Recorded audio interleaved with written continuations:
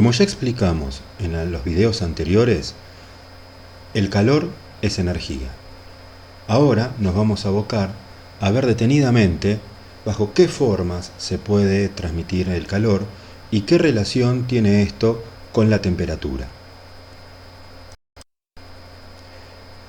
El calor, como manifestación de la energía, se produce por el movimiento molecular y la agitación de las moléculas de las sustancias que son sometidas a una fuente de calor.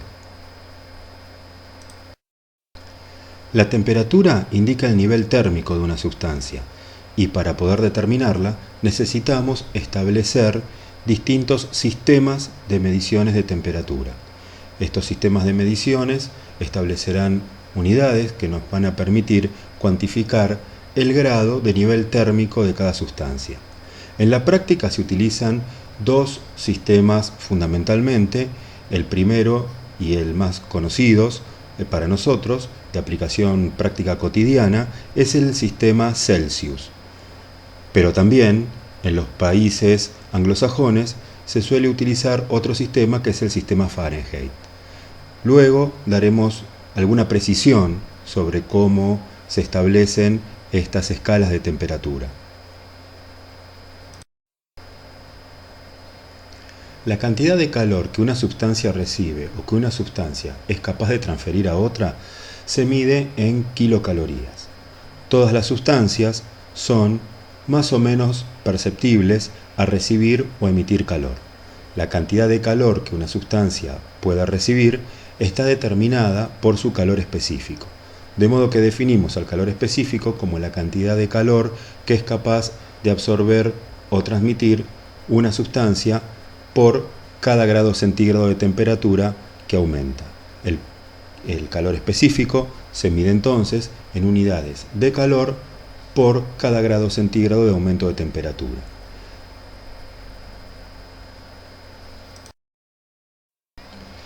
De esta manera, la kilocaloría se define como la cantidad de calor que es capaz de recibir 1 kilogramo de agua cuando su temperatura varía de 14,5 a 15,5 grados centígrados. En el sistema de unidades inglesas, la kilocaloría tiene su equivalente en el BTU. Se establece que aproximadamente 4 BTU representan una kilocaloría. Supongamos el siguiente ejemplo.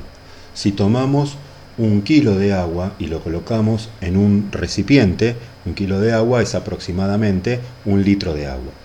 Si este kilo de agua lo colocamos en una hornalla y le entregamos calor, suponiendo que su temperatura inicial fuera de 14,5 grados, cuando la temperatura haya alcanzado la de 15,5, es decir, 1 grado más, podemos decir que ese kilo de agua absorbió 1 kilocaloría. Ahora bien, ¿qué relación existe entre el calor y la temperatura? Para esto tenemos que discernir dos formas en las cuales el calor se transmite. Tenemos que distinguir entre calor sensible y calor latente. El calor sensible es el que está asociado a las variaciones de temperatura, es decir, es el calor es la energía que se manifiesta como un aumento de la temperatura.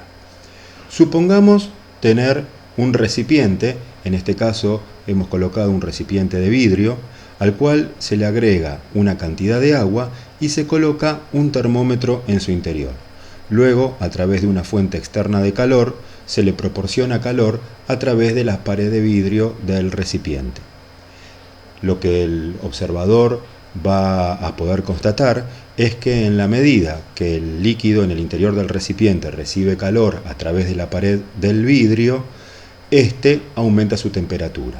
Como vemos, el sistema está abierto a la atmósfera, de modo que la presión sobre el líquido es la presión atmosférica normal.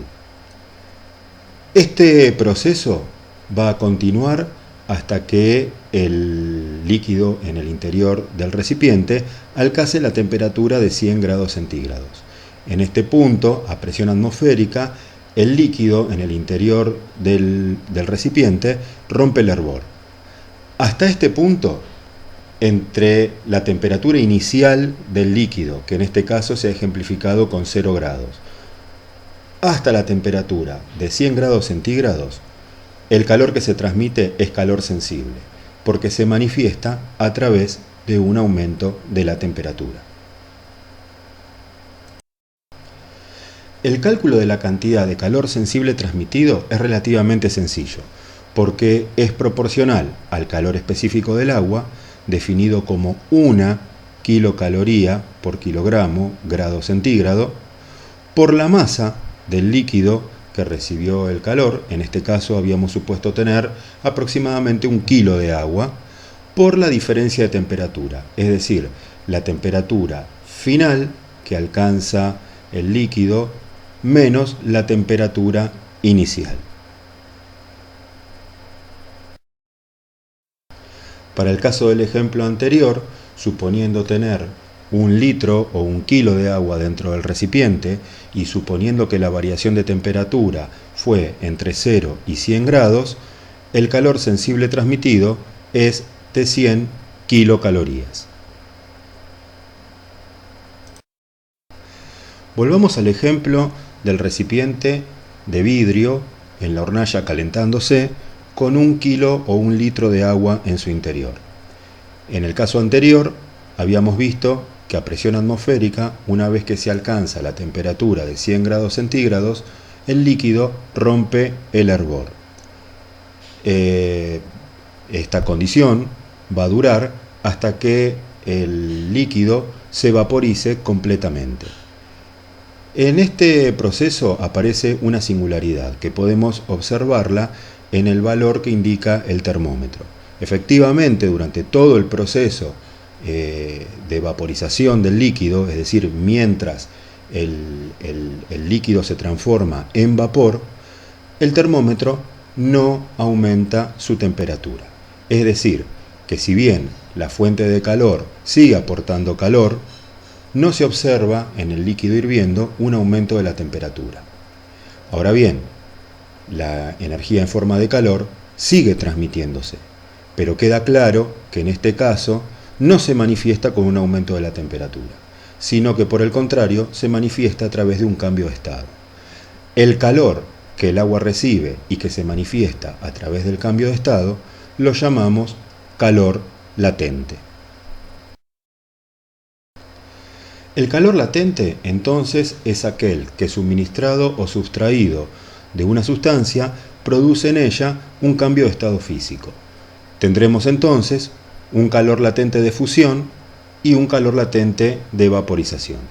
El calor latente puede calcularse como la masa del fluido que está recibiendo o cediendo calor por el calor latente de esa misma sustancia. Todas las sustancias tienen un calor latente de fusión y un calor latente de vaporización. El mismo se expresa en kilocalorías por kilogramo y al multiplicarlo por la masa del fluido, el resultado da en kilocalorías. Ahora bien, habíamos visto que el calor se transmitía de 3 formas diferentes. Por conducción, que es la que caracteriza la transmisión de calor a través de los sólidos, es la que se manifiesta a través de la agitación térmica de las moléculas. Por convección, que es la que fundamentalmente se da en los fluidos, y por radiación, que es aquella que se da a través de los medios gaseosos, producto de la emisión de la energía en forma de ondas electromagnéticas. Volvamos un instante al proceso de transmisión de calor sensible. Como habíamos visto, el líquido en el interior del vaso recibe el calor de la fuente caliente, en este caso la hornalla, a través de las paredes de vidrio del recipiente. Esta es una típica transmisión de calor por conducción, donde las moléculas del vidrio, del sólido que contiene al líquido, reciben calor por parte de la fuente caliente y producto de la agitación térmica de esas moléculas lo transmiten al líquido. La convección es el proceso de transmisión de calor que caracteriza a los líquidos. Acá tenemos el mismo ejemplo que en el caso anterior. Una fuente de calor, en este caso un mechero Bunsen, aplica calor al mismo vaso de vidrio donde está contenido el líquido. Por conducción, el calor va a llegar a la zona baja del recipiente, donde el líquido va a empezar a calentarse, por lo tanto va a adquirir temperatura, a perder su densidad y a empezar a elevarse, mientras que las porciones de líquido que están a menor temperatura, como su densidad es más importante, van a ir fluyendo hacia la base del recipiente. Esta circulación convectiva es la forma en la que los fluidos, líquidos y gases transmiten el calor por convección. La radiación es la forma de energía que se transmite en los medios gaseosos, ya sea como calor o como luz, en forma de ondas electromagnéticas de diferentes longitudes. Todos los cuerpos absorben energía calórica radiante de alguna fuente a mayor temperatura o a su vez emiten energía radiante a otro cuerpo de menor temperatura. La cantidad de energía absorbida o transmitida en forma de radiación depende de la distancia del cuerpo a la fuente de emisión.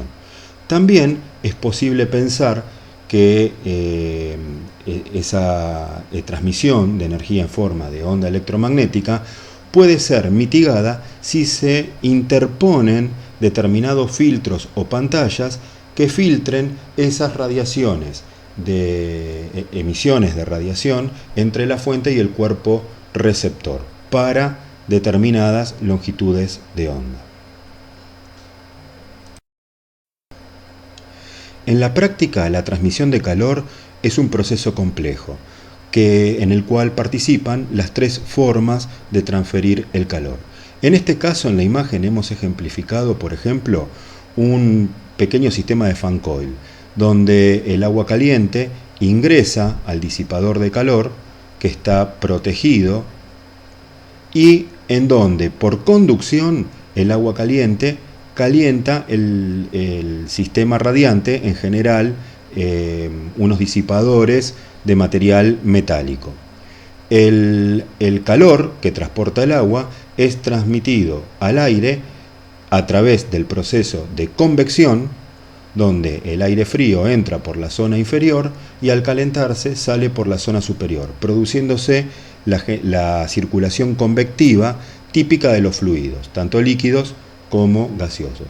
Pero a su vez, el sistema de calefacción funciona como un radiador, es decir, sus superficies calientes emiten ondas electromagnéticas de radiación que transmiten el calor a través de la superficie gaseosa, en este caso el aire del recinto.